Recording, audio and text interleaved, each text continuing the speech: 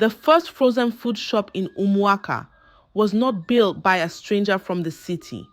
It was built by Samuel, the son of Mama Charity, a woman who had prayed on her knees for years, begging God to bless her only son's future.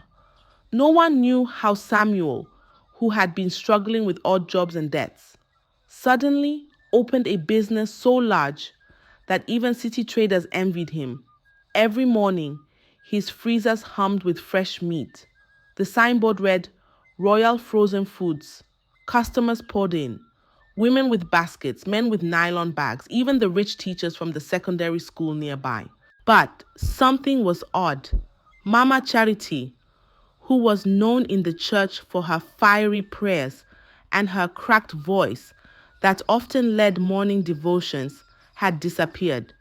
No one had seen her since the day Samuel cut the red ribbon and opened his shop. "Where is your mother, Samuel?" an elderly neighbor asked one afternoon. Samuel smiled quickly. "She is abroad. I flew her out to rest. She deserves it." "And this money you used to start this shop?" another asked, narrowing his eyes. "Where did it come from?" Samuel's lips curved into another neat answer. "I joined a contribution group in town. It was my turn to collect the money. That is how I started."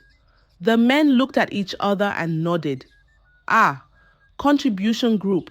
That makes sense," one of them said, though his voice carried a hint of doubt. Satisfied, they left, joining the line of customers. The shop was buzzing with life again. People talked, laughed, and bought meat, never questioning anything further. After all, who questions success when their freezers are filled with affordable meat? But deep inside, some still wondered, how did a man like Samuel, who once begged for small jobs, suddenly have the biggest shop in town?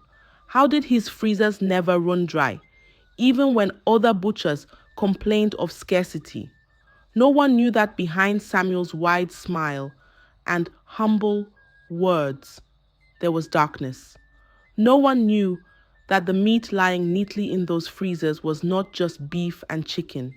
Hidden among the slabs of meat was something terrible, and the truth was far worse than anyone could imagine. Years before, Samuel had been the hope of his family. Out of Mama Charity's 3 children, he was the only son and the only one among her 3 children who had ever gone to the university. His 2 sisters stayed back in the village, helping Mama Charity with farming and selling palm oil at the market. But Samuel was different.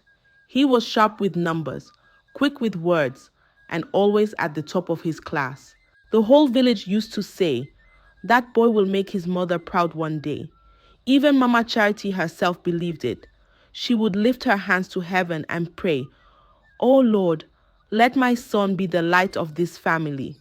Make his name great." To send Samuel to school, Mama Charity saw everything she had. She saw her colorful wrappers one by one until only faded clothes remained. Some nights, she went to bed hungry so she could save money for his fees. Other nights, she stayed awake, praying and crying into her pillow. At last, the day came when Samuel graduated. He wore a black suit, too big for his shoulders, but his smile was bright. Mama Charity stood proudly beside him for the photo. Her cheeks were wet with tears, but her heart was full of joy. The villagers gathered around, clapping and dancing. "Our Samuel has made it. The first graduate in this family," they sang. Mama Charity told everyone, "Now, my son will get a good job. Our story will change." But life was not as simple as she thought. Months turned to years and no job came. Samuel traveled far and wide, to Owerri, to Onitsha, even to Abuja, carrying his certificates in a brown envelope. He went from one office to another, waiting in long lines, begging for interviews. Every time, he returned home with the same sad face and empty pockets. Mama Charity would sit beside him and rub his back gently. "My son," she would whisper, "do not worry. It is not yet your time. God's plans are still coming." But Samuel's heart was restless. Each time he asked his mother for transport money, he felt smaller than a child. Each time he saw his sisters sweating on the farm, he felt useless. One evening, he sat outside their mud house, staring at the dusty road. His fists were clenched, his chest rising and falling fast. In his heart, anger burned like fire, trapped in a clay pot. How could a man as brilliant as him be reduced to asking his mother for transport money? How can a man with a degree live like this? He muttered to himself. How can I keep begging my own mother for coins while the world passes me by? The fire inside him grew hotter. It was only a matter of time before it spilled over and changed all their lives forever. It was one afternoon, as he sat at a drinking joint with an old schoolmate, that his life changed. His friend, Tochukwu, leaned closer across the table. "Samuel, you are too smart to keep suffering. There are ways to make it, but you need the liver for it." Samuel frowned. "What do you mean by ways? Do you have a job connection?" Tochukwu chuckled. "Better than job connections. A society that does not fail. They say if you give them what they want, your life will turn around in days." "What do they want?" Tochukwu's lips curved into a slow, knowing smile. "They only ask for one thing," he said softly. "A sacrifice." Samuel's brows furrowed. "Sacrifice? Like goat or cow?" Tochukwu's smile widened. He shook his head slowly, his voice dropping lower. "Not goat, not cow. Something you truly love. The thing your heart holds dearest." Samuel froze. His mouth went dry. His heart pounded like a drum. "You mean a person?" he asked, his voice barely a whisper. Tochukwu leaned back, sipping from his glass, like he had just told him the simplest thing in the world. "Ah, Samuel, don't act shocked," he said calmly. "Look around you. Do you think these rich men you see everywhere got their wealth from hard work? Number. That is what they want you to believe. The truth is different. The rich never tell their secret." Samuel's hands trembled. "I can't," he said quickly, shaking his head. "I can't do that.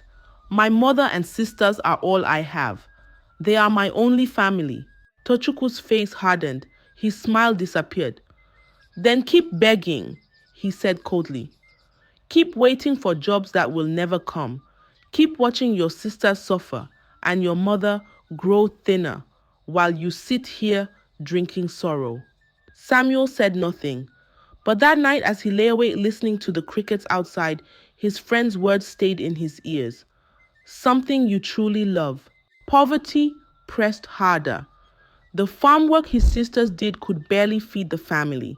His mother grew thinner, yet still prayed for him every night. Samuel hated those prayers.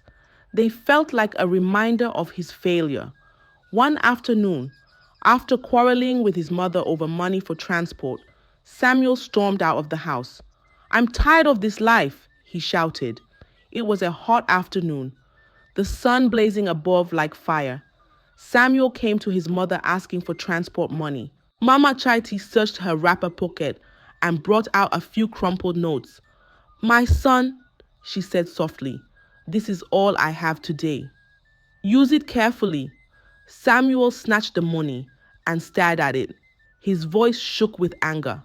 "This small money again? Mama, I am tired of this life. Tired of suffering like a dog." Mama Charity's eyes filled with tears. "My son, don't speak like that. God will provide." But Samuel shouted louder, his chest heaving. "When, Mama? When will God come down from heaven to feed us?"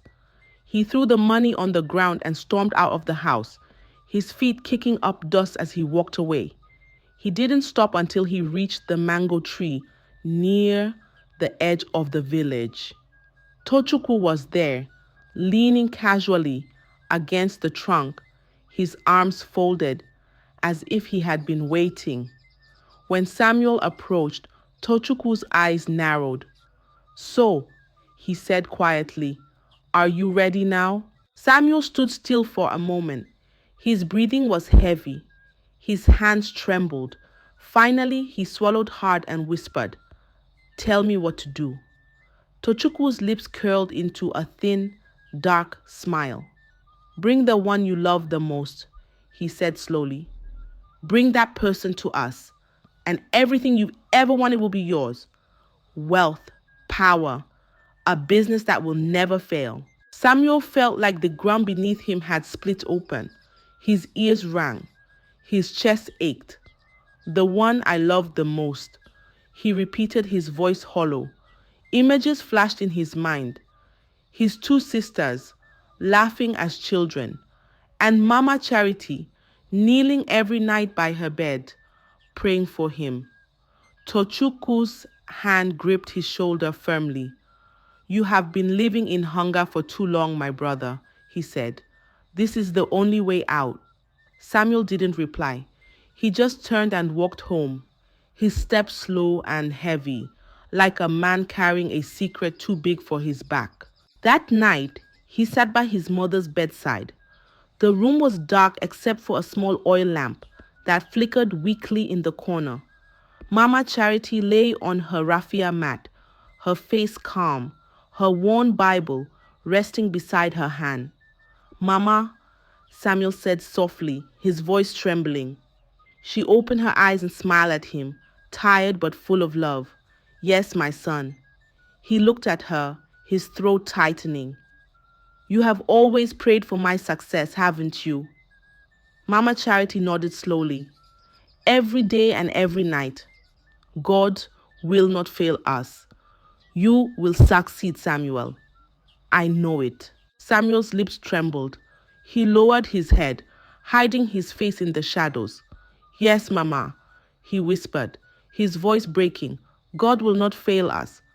But deep inside his heart, he knew he had already chosen his path, a path that would lead to tears, blood, and darkness. They told him to bring her to a certain compound at the edge of town. They said she would not suffer, that it would be quick. "Mama," Samuel said that evening, "there's a powerful night vigil tonight," he said gently. "They said great miracles happen there. Let's go together." Mama Charity's eyes lit up like the morning sun. "Ah, my son, God has answered my prayers," she cried joyfully. She quickly tied her faded scarf around her head and tightened her wrapper. "Let us go, my child. Tonight, heaven will open for us." She followed him eagerly, her steps slow but steady, her heart beating with hope. As they walked through the quiet paths of the village, Mama Charity whispered prayers, thanking God for what she believed was coming. Samuel walked ahead, his face hard and unreadable, his hands clenched into fists. When they reached the edge of town, Mama Charity noticed that the place looked strange. The compound was large, with tall, shadowy trees surrounding it. Candles flickered everywhere, casting long, dancing shadows on the walls. Men in dark robes moved silently around, chanting in low, strange voices. Mama Charity slowed down, her steps faltering. She looked around in confusion, her heart thumping. "Samuel, where is this? This does not look like a church," she asked. Samuel's throat tightened. His eyes burned, but he said nothing. "Mama," he started. But before he could speak, two strong men stepped forward and grabbed her arms. "Mama!" Samuel shouted, rushing forward. Mama Charity's eyes went wide with fear. "Samuel, what is happening? Help me!" she screamed, struggling against their grip. But Samuel froze. His legs felt like stones. Tears filled his eyes, but he didn't move. He just stood there, shaking, his lips trembling. "Samuel!" Mama Charity's voice tore through the night like a knife. Then suddenly, Silence. Her screams stopped. The chanting grew louder. The candle flames burned brighter, like they were feeding on the darkness itself. Samuel dropped to his knees, covering his face with his hands. His chest heaved with sobs that would not come out. It was done. By morning, the deed was complete. At the back of Royal Frozen Foods, a cart arrived carrying slabs of fresh meat. The smell was rich, heavy, and strange. The leader of the society, a tall man with cold eyes, stood before Samuel. He spoke slowly, his voice deep and sharp like a blade. Listen carefully, he said. Every first buyer each morning must eat a part of her. That is the covenant. Only then will the wealth remain in your hands. Samuel's hands trembled violently as he nodded, his lips too dry to speak. When the shop opened, people came as usual, their faces bright with excitement. Ah, Samuel, your meat is the best, one woman said, smiling. It's always so fresh, another added, licking her lips. With a shaking hand, Samuel packed the first piece and handed it over. Here, thank you, he whispered, forcing a smile. The customer laughed happily and walked away, unaware of what she was holding. For the rest of the day, Samuel sold ordinary meat, his face calm, like nothing had happened. Nobody knew, nobody suspected that a dark secret now lived inside the freezers of Royal Frozen Foods. But deep in Samuel's chest, guilt sat heavy, like a stone he could never put down. And from that day on, the sound of his mother's last scream would never leave his ears. The business boomed overnight. People flocked to Royal Frozen Foods. They said Samuel's meat tasted fresher, richer, better than any other. His freezers never ran out. His pocket never dried. Money flowed. He bought land. He built a house. He wore suits and gold chains. Children pointed at him on the street and whispered, "That is Samuel, the richest young man in Umuaka." But there was one question they always asked. Where is Mama Charity? Why haven't we seen her since the shop opened? Whenever they asked, Samuel's face would soften and he would smile like a devoted son. "She's abroad," he would say gently. "I sent her to rest. She suffered too much for me, and now it is her time to enjoy life." The people would nod, their hearts melting at his words. "What a good boy," they said. "Ah, may all sons be like Samuel." And so, no one questioned him further. They believed his story, they bought his meat, and they blessed his name. But inside Samuel's heart, there was no peace. Every morning, when he handed out that first piece of meat, the piece that sealed his covenant, his hands trembled slightly. His smile never faltered, but deep inside, guilt gnawed at him like rats in the dark. Still, the money kept flowing, and the praises grew louder. Royal Frozen Foods was no longer just a shop. It was a symbol of wealth and power, and everyone wanted a piece of it, even if they never knew what it truly cost. 2 years passed. Samuel's wealth grew. But one evening, as he sat counting money, a messenger from the society came. The man did not sit. He stood and looked at Samuel with eyes that did not blink. "It is time for another," he said without a smile. Samuel froze. His fingers stopped moving. The coins fell back into the dish with a dull clink. "Another," Samuel's voice shook. "You said only one. You promised me one." The man's voice was sharp, like a dry twig snapping. "You were told the truth," he said. "Wealth demands blood. The covenant is hungry. This time it must be your sister." Samuel felt the room shrink. The walls seemed to bend toward him. "My sister?"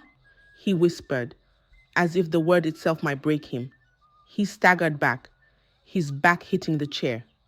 "No, not Adai's. She is all I have left. She works the field. She washes clothes.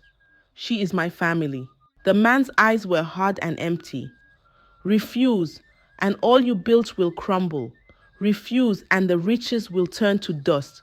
Refuse, and you will lose everything: your house, your shop, your life. Samuel's heart pounded like a drum in a marching band. He had thought the first night would be the end. He had sewn his shame under a new coat of wealth. But now the coat was torn. He fell to his knees in front of the man, the floor cold under his legs. "Please," he said, voice small and cracked. "Not my sister. Take me. Take me instead. Take my life. Do anything but not her." The man looked down at him like one looks at an insect. "Rules are rules," he said. "The covenant chooses. You were warned." Samuel closed his eyes. Tears burned like hot stones. He thought of his mother's prayers, of his sister's laughter in the field, of the small house where they slept close to each other like frightened birds. He felt trapped, like a man caught in a net made of his own choices. The man turned and left, his footsteps whispering away into the night. Samuel sat there, trembling, with the darkness pressing in. He had riches now, but the price had asked for more. The hungry covenant wanted another offering, and Samuel knew, with the cold certainty of a falling star, that he had no clear path to refuse. He lured his sister, Adaeze, just as he had lured his mother. But what he did not know was that Adaeze had been on a 7-day fast at the church. She had been praying against hidden enemies, asking God for protection. "Adaeze," he said, "there is a special night vigil at the edge of town. The pastor there performs powerful prayers. Come with me, you will be blessed." Adaeze smiled faintly. "I will go, my brother." She tied her wrapper and followed him without fear. Her heart was full of faith, for she had just finished a 7-day fast at the church, praying against hidden enemies. When they reached the compound, candles burnt low, casting strange shadows on the walls. Men in dark robes moved silently, their voices chanting like distant drums. Adaeze stopped and looked around, her brows furrowing. "Samuel," she said, her voice uneasy. "This place, it does not look like a church." Before she could step back, strong hands grabbed her. "Ah! Samuel, what is happening?" she screamed, her voice sharp with fear. Samuel's heart pounded in his chest, but he did not answer. He stood frozen, his face pale, his fingers trembling. Ada struggled wildly, kicking and twisting as the men tried to drag her forward. "Jesus, help me," she cried. "No weapon formed against me shall prosper." The moment her prayer burst into the air, the candles flickered violently. The wind howled through the compound. Chains hanging on the walls rattled and then snapped like dry sticks. The men gasped and staggered backward, their chants breaking apart in confusion. One by one, other captives in the room broke free, their ropes falling away as if unseen hands had caught them. The darkness shook with the sound of shouting and running feet. Adaeze wrenched herself free and ran barefoot into the night. Her feet struck the rough ground, leaving small streaks of blood behind, but she did not stop. Branches tore at her wrapper. Stones bit into her skin. Still, she ran, her breath ragged, her heart beating like a drum of war. Far ahead, the church bell rang softly in the distance.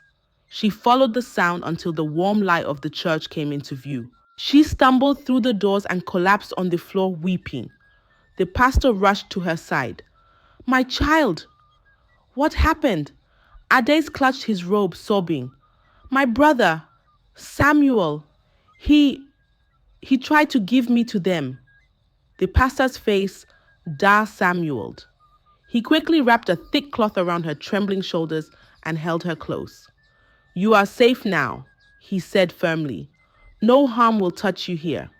All through the night, Adaeze cried and prayed, telling the pastor everything. By morning, the church bells rang again, but this time, their sound was carried with news. The whole town had heard the story. Whispers rose like smoke through the village. Samuel tried to sacrifice his own sister.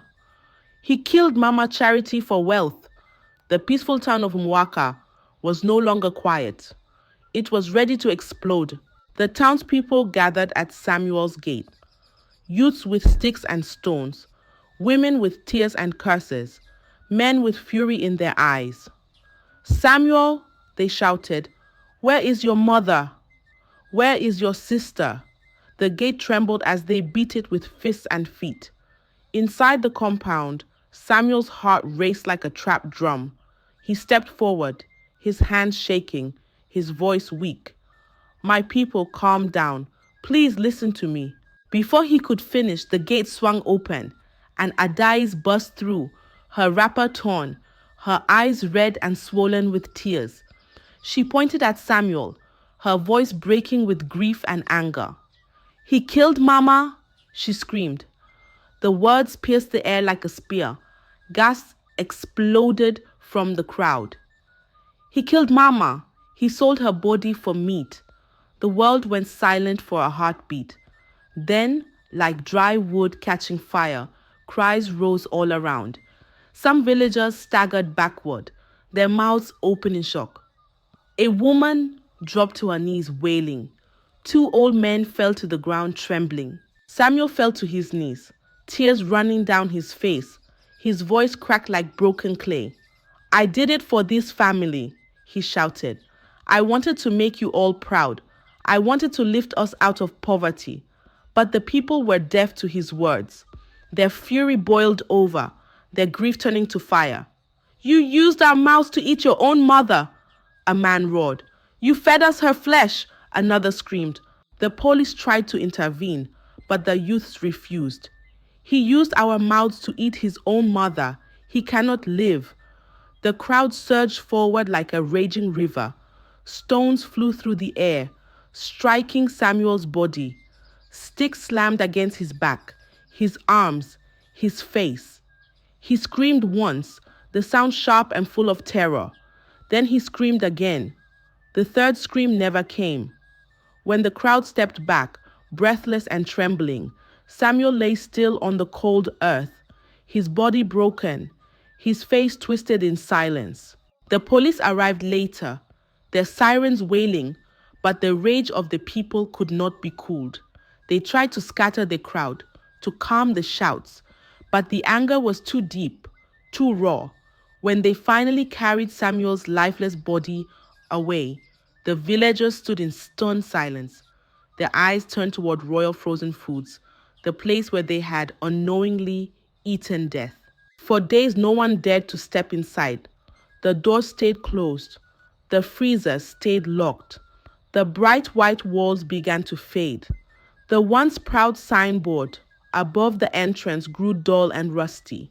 Slowly, grass began to sprout around the building, creeping up through cracks in the ground like silent fingers reclaiming the land. Children were warned never to go near it.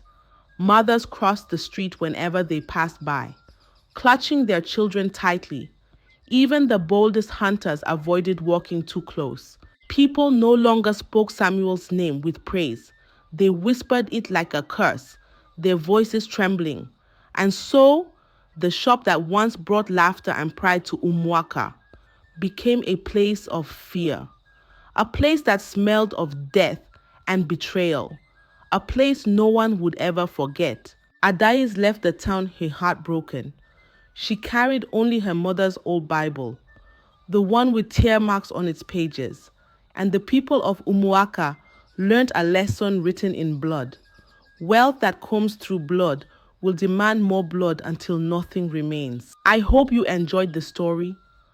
If so, please like the video, comment what you learned from the tale, share with friends and family, and don't forget to subscribe to the channel for more African tales just like this one.